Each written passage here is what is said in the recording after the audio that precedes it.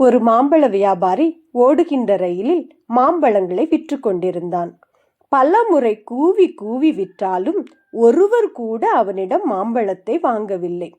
சற்று நேர யோசனைக்கு பின் அவன் அந்த ரயில் பெட்டியின் நடுவில் உட்கார்ந்து கொண்டு ஒரு மாம்பழத்தை எடுத்து அதை துண்டுகளாக நறுக்கி அதை ரசித்து ருசித்து சுவைத்து சாப்பிட ஆரம்பித்தான். அவன் ருசித்து சாப்பிடுகிறதை பார்த்த மக்களுக்கு வாயில் எச்சில் ஊறியது. ஒவ்வொருவராக அவனிடம் மாம்பழங்களை வாங்க ஆரம்பித்தார்கள்.